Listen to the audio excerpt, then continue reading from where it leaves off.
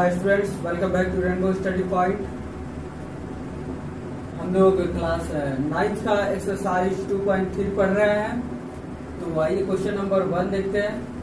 Find the remainder when x³ + 3x² + 3x + 1 is divided by x + 1 x - 1 x - 1/2 x + 5 5 + 2x। तो सबसे पहले हम question 1 का 1 देखते हैं।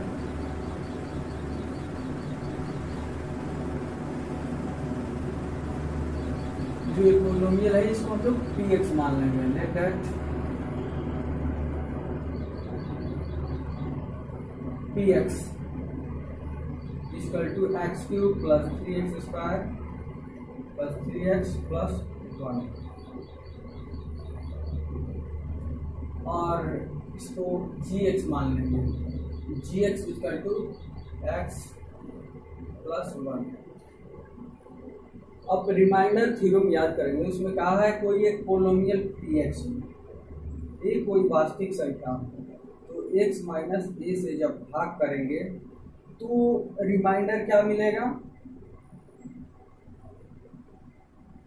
रिमाइंडर का जो वैल्यू होगा वो pa के बराबर होगा। px कोई पोलिनोमियल हो और x - a से भाग करेंगे तो पोलिनोमियल रिमाइंडर p।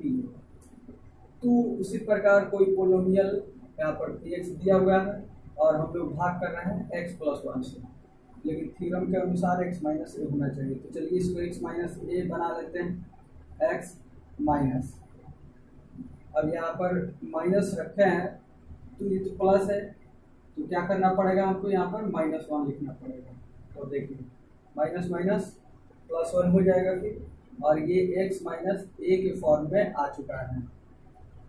तो इसके अनुसार रिमाइंडर क्या मिलेगा, p ये क्या है -1 है, तो रिमाइंडर -1 मिलेगा। क्योंकि ये px को x - a से भाग दे रहा है तो reminder p - 1।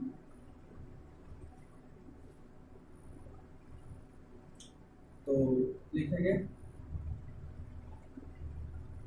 when px is divided by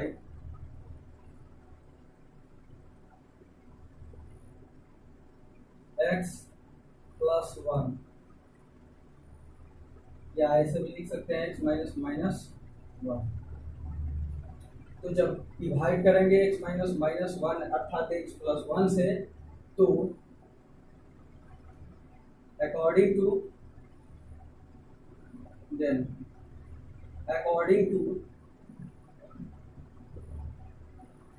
remainder theorem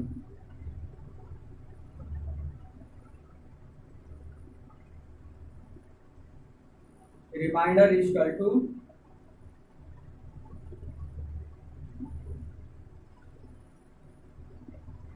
क्या प्राप्त होगा,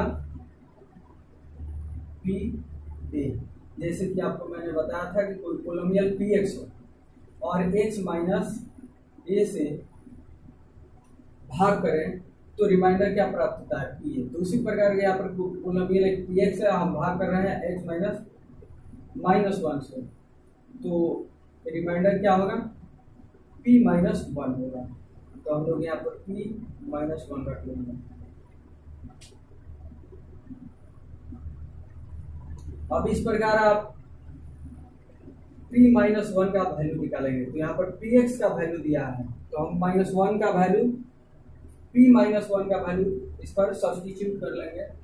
तो p - 1 लिख चुके हैं, = में है x³ तो -1 का क्यूब प्लस 3 × -1 का square plus 3 × -1 + 1।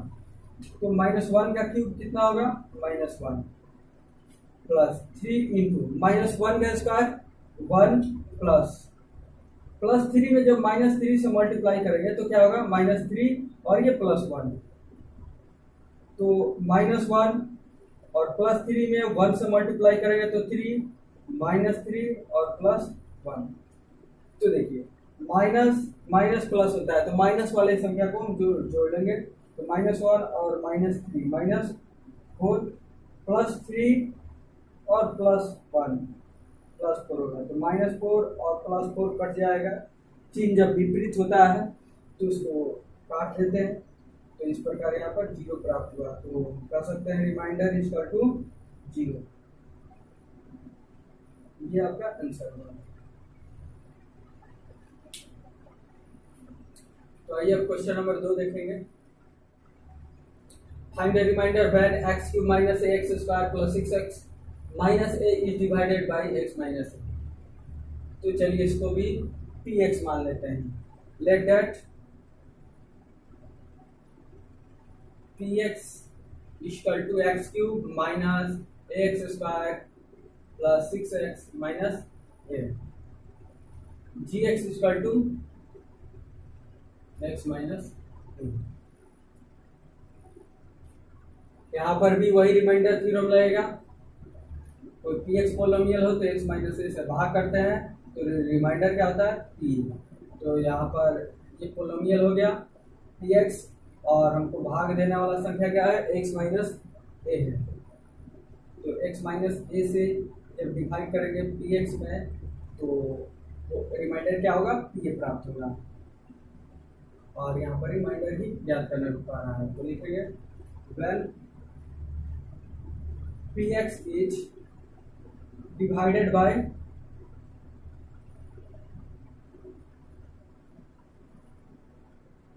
x - a, then according to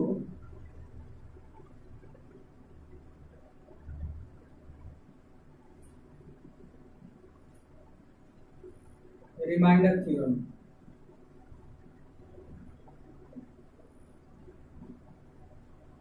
remainder theorem के अनुसार रिमाइंडर इक्वल टू क्या हो जाएगा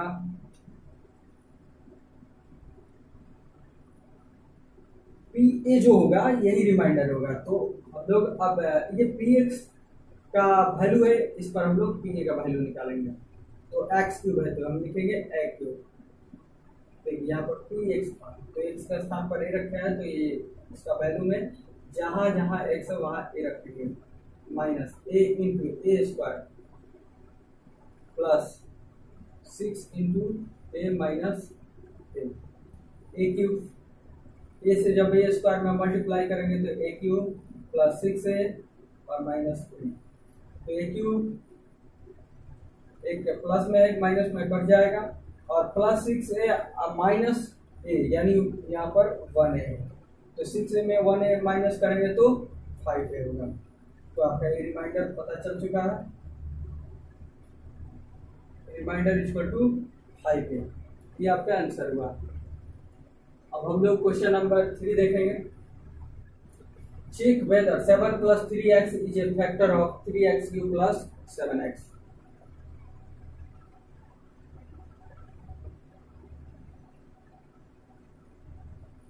late that px equal to, इसको हम लोग px मान लेंगे, 3x³ + 7x and gx equal to 7 + 3x। इसको 7 + 3x मान लेंगे। अब इसका शून्य निकालेंगे तो इसको 0 के बराबर कर लेंगे। 7 + 3x -7 equal to 3x x। अब ये देखिए 3 राइट साइड में इंटू में है, लेफ्ट साइड आकर डिवाइड हो जाएगा, और x इक्वल टू -7/3 प्राप्त हुआ। तो हमको बताना है कि 7 + 3x 3x³ + 7x का एक फैक्टर है कि नहीं है। तो according to factor theorem px कोई पोलिनोमियल हो और a कोई वास्तविक संख्या हो, तो x - a से भाग देने पर यदि pa का वैल्यू 0 आ जाए, px एक पोलिनोमियल, a कोई रियल नंबर तो x माइनस 1 से जब px में डिवाइड करेंगे तो p इक्वल टू 0 आ जाए। p का वैल्यू कुछ भी आ सकता है, अगर 0 आए तभी जो है x माइनस ए px का फैक्टर होगा, और 0 छोड़कर p का वैल्यू कुछ और आता है तो px का फैक्टर x माइनस ए नहीं होगा। तो उसी प्रकार इसको हम लोग देखेंगे।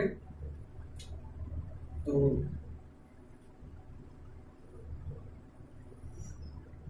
अगर p माइनस 7/3 का वैल्यू 0 आ गया तो हम कह सकते हैं कि 7 प्लस 3x px का एक फैक्टर है, अन्यथा नहीं।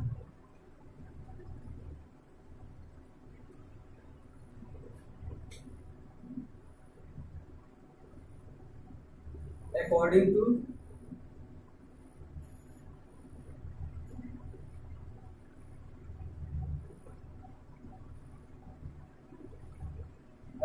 To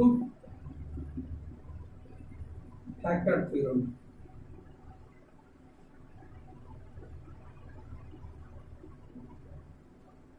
p minus 7/3 equal to 0 इतना होना चाहिए। तो चलिए हम देखते हैं।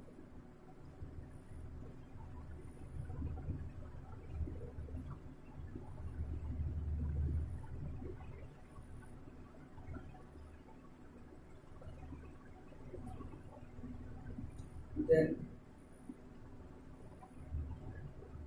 p माइनस 7/3 इक्वल टू, अब ये देखिए px का value 3x³ plus 7x plus 3x³ plus 7x है, तो p माइनस 7/3 का वैल्यू ज्ञात करते हैं, देखते हैं कि 0 के बराबर आता है कि नहीं। तो 3 into x³ minus 7/3 cube plus 7 into minus 7/3 into minus 7 का क्यूब कितना होगा, माइनस 343 और 3 का क्यूब 27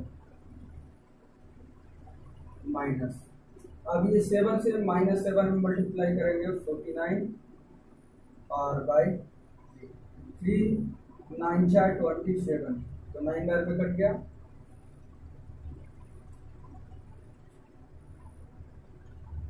तो माइनस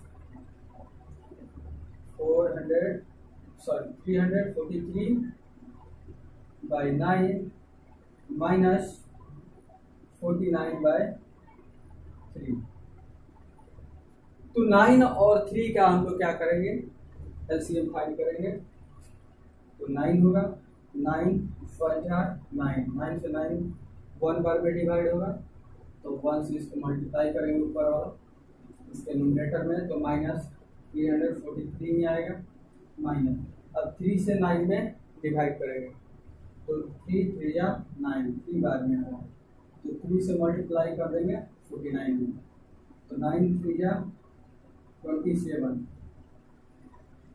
4 3 या 12। अब इसको क्या करेंगे हम, माइनस माइनस प्लस प्लस कर लेंगे,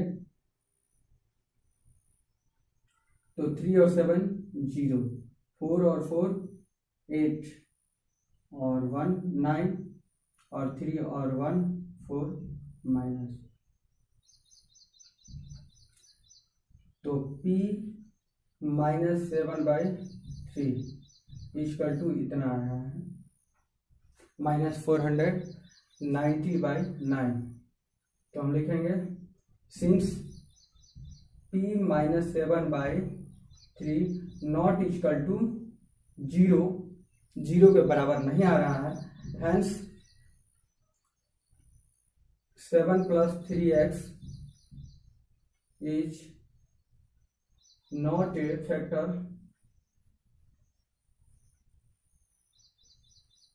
of 3x³ प्लस 7x। ये आपका आंसर होगा। तो डेट्स ऑल, मिलते हैं नेक्स्ट वीडियो में, तब तक के लिए बाय।